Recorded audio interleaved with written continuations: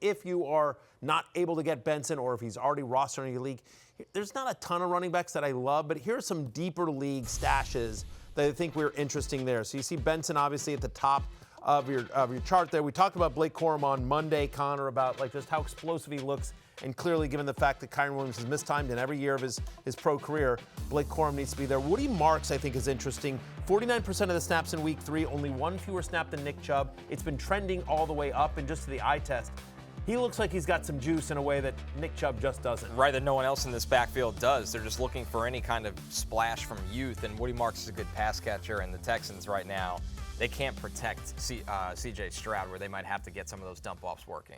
Ollie Gordon, I thought, Jay, looked good on Thursday night. Now, some of that may have been because, listen, Thursday night game, Achane had a big workload the previous week, so they may want to get, especially on the road at Buffalo, they may have wanted to get Gordon moving a little bit more because they didn't want to, just on a short week, give all that much work to Achane. But still, I thought he looked the part.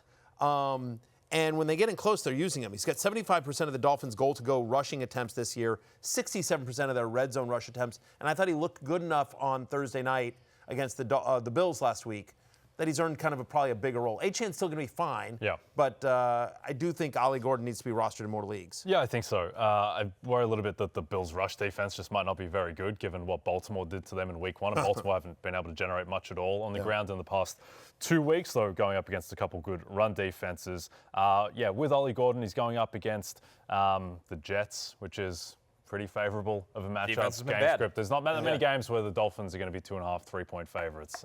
So this is a good matchup for Ollie Gordon. Rounding out that list, Kareem Hunt.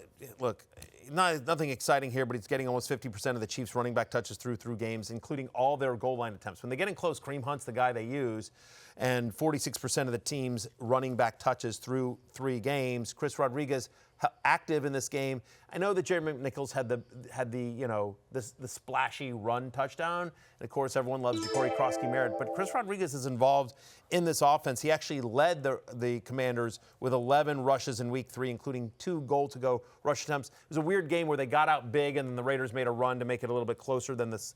The game wasn't as close as the score indicated. The Commanders were, so that may have affected that somewhat, but it's going to be a 3-headed committee. And McNichols looks like he's McNichols is probably the closest comp to Eckler in this offense, and Rodriguez and JCM. So it's a 3-headed monster, so Cris Rodriguez and Jeremy McNichols. Oscar asks, I have Kyren stock. Should I drop Tuten for Corum? I want to see your bench, Oscar, that's the decision. Like, there's no one worse than Bashal Tuten to drop. Yeah. I wouldn't want to drop Bashal Tuten right now, but if you have Kyren, Corum is one of the most valuable handcuffs in the entire league. Jacksonville's schedule is also about to get a bit more real, so they may not be in run scripts as much. I do think, though, that, like, in a nutshell, I'd much rather have Tuten than Corum, but if you have Kyren, it's really just about injury risk, though. So and he gets hurt every year. Yeah. He doesn't get hurt every year. Like, Blake Corum might have 4 weeks this year where it's like, thank God I had Blake Corum. Yeah, I just think Oscar, I think Oscar asks a good question that just sort of like a very quick general discussion about roster construction.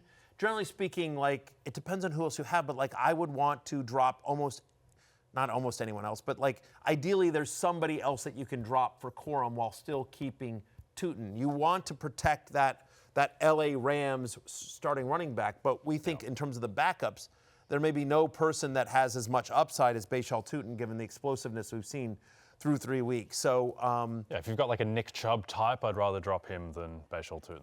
And the other thing that I would say here, Oscar, it sort of depends on how deep your league is. My guess is it's not. I guess this is an 8 or 10 team league, right? But in a scenario where you're in more of a shallow league, I would not make this move. Yeah. Which is that, in essence, like I'd rather kind of roll the dice that Kyren stays healthy all year, and then Bashal Tuten pops, as opposed to just sort of locking in. I'd rather roll that dice. But in a super deep league where there's kind of nothing on the waiver wire, I think I would rather have Corum, because in an event where Kyren goes down and Tuten hasn't established a full-time role, then there's nothing you're going to be able to. Sunk. You're going to be sunk. So it's a little bit of like sort of league context. And by the way, are you 2-1 and 3-0, or are you 0-3? Like also how patient can you be, or how aggressive can you be? So all those things go into it.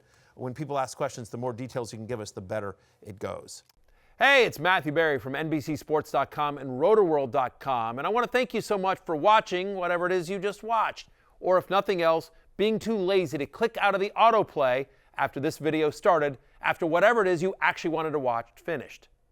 But now that you're here, I'd like to take a moment here to ask you respectfully now, okay? I'm asking you respectfully to subscribe to the NFL on NBC YouTube channel. You'll get the latest Roto-World fantasy news headlines, all sorts of great shows, including my own Fantasy Football Happy Hour. So go subscribe now. Again, I'm asking respectfully.